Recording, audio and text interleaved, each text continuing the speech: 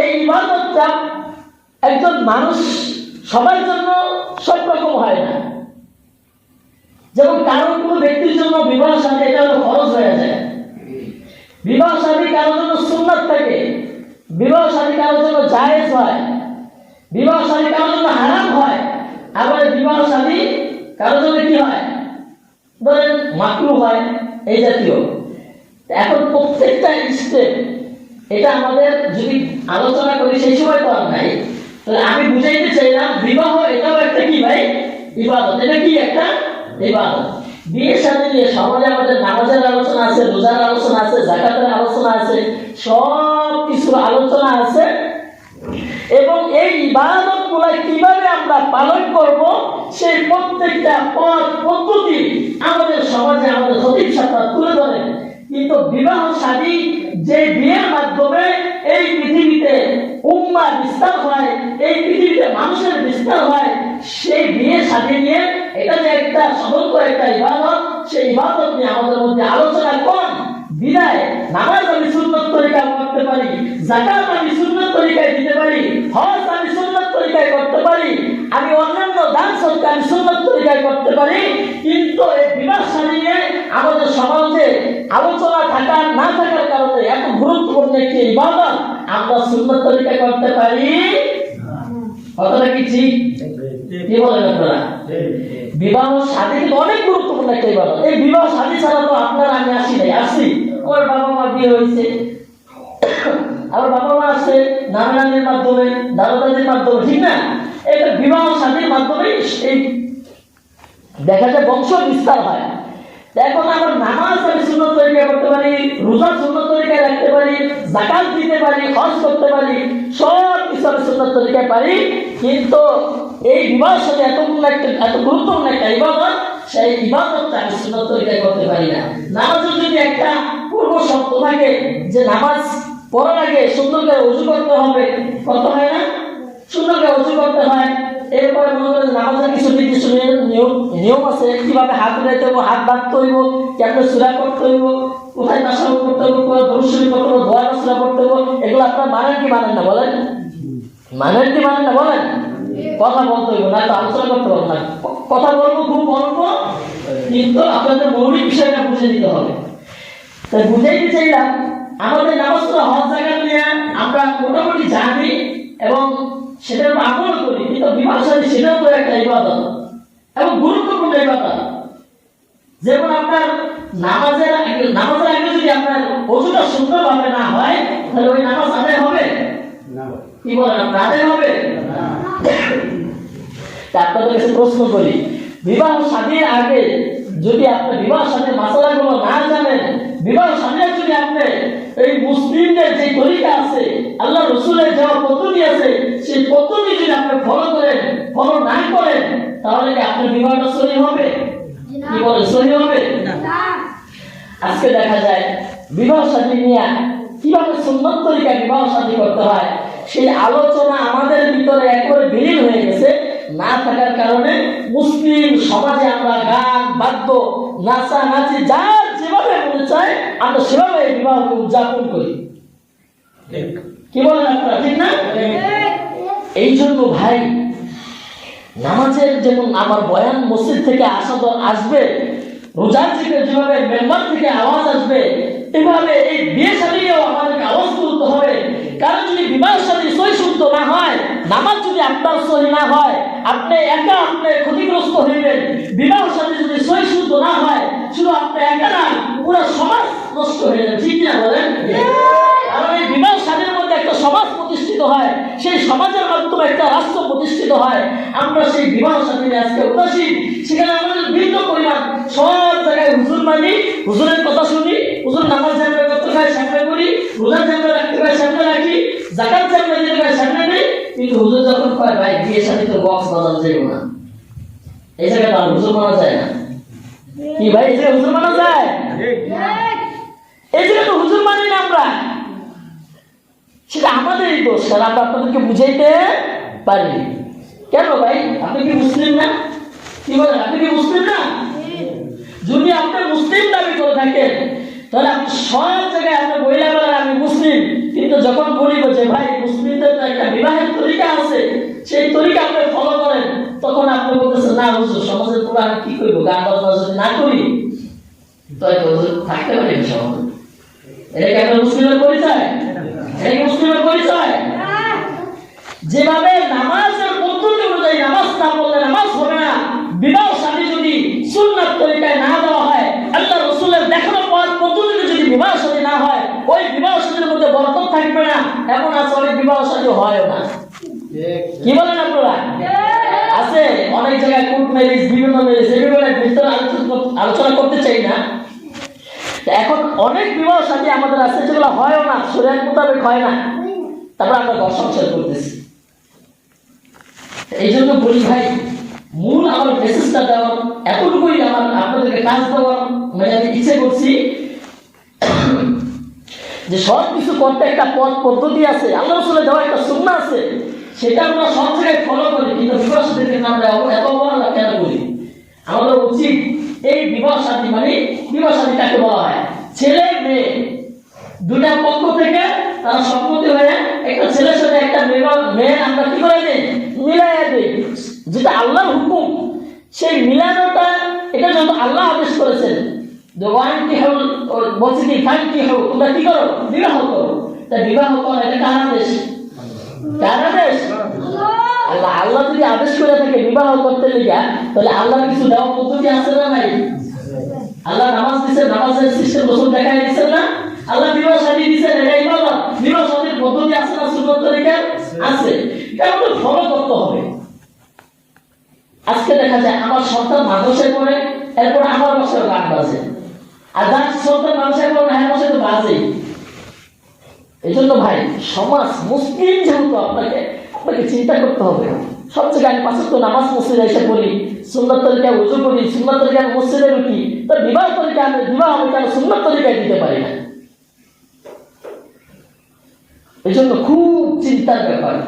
আজকে দেখা যায়, আমি বলতে চাই না শুধু এখানে না, সব জায়গায় বিবাহ শাদী হয়ে মনে করেন গান বাজনা এখন বাজাইতে নিব কেন?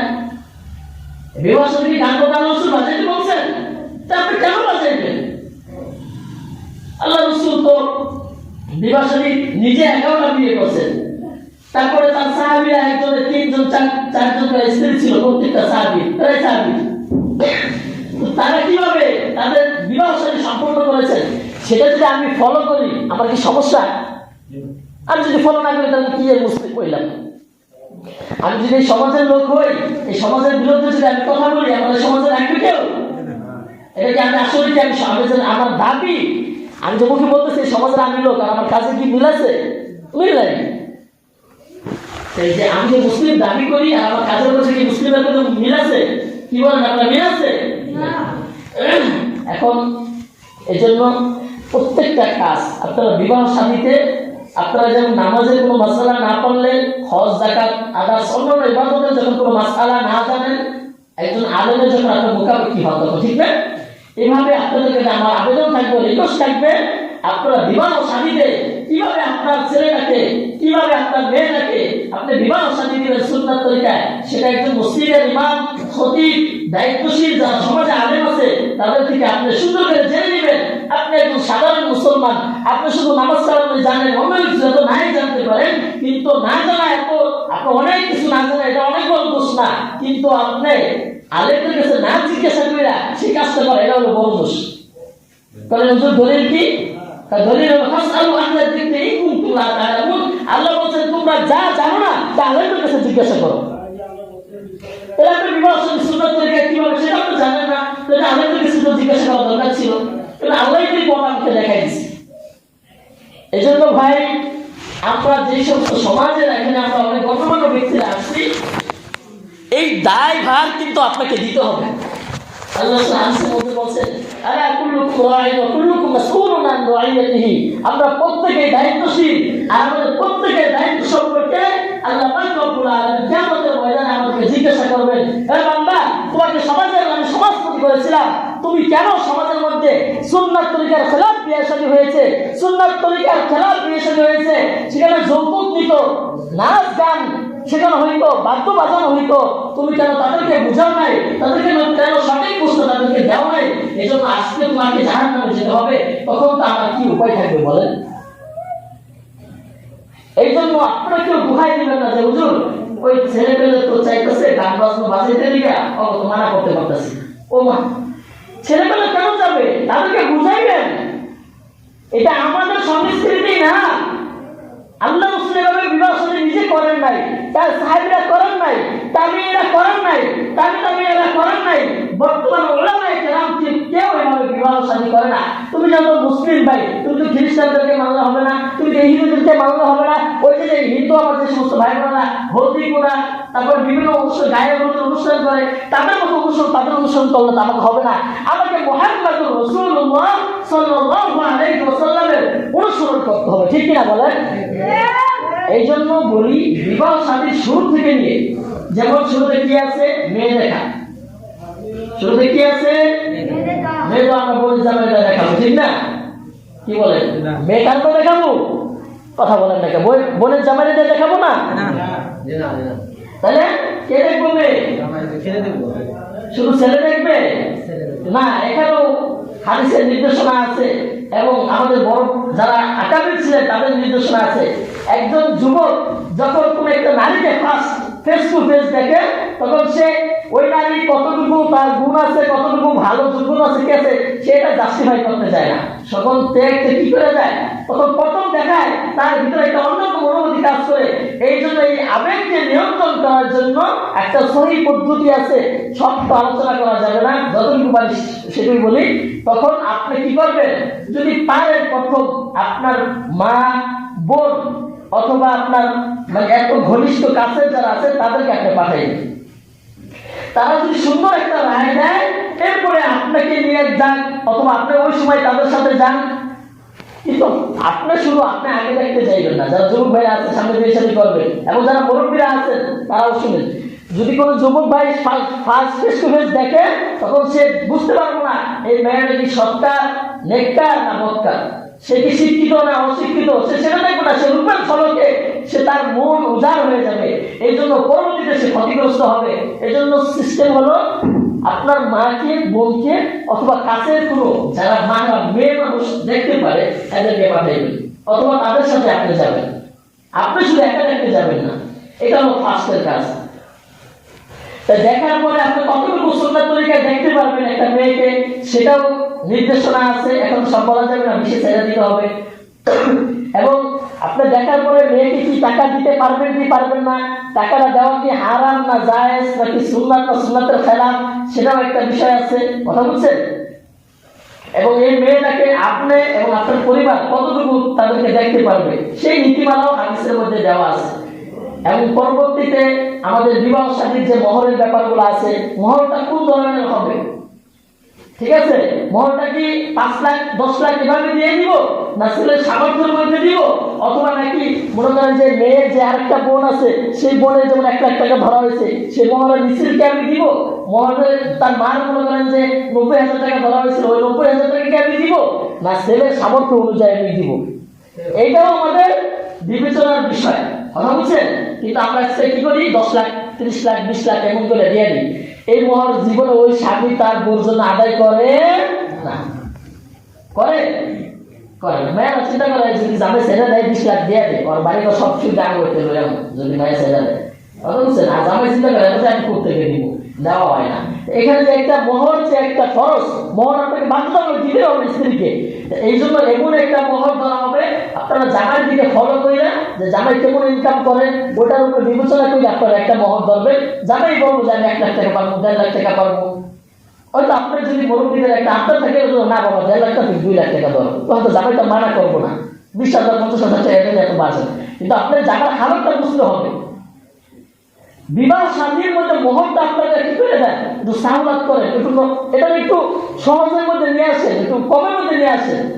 সমাজের মধ্যে বিবাহ শাদী অনেক যুবক ভাইরা আছে, তারা এগুলো করেন যে এই মোহরের জন্য বিবাহ শাদী করতে পারে না, কিন্তু তারা কি জিনার কাজের মধ্যে লিপ্ত হইতেছে।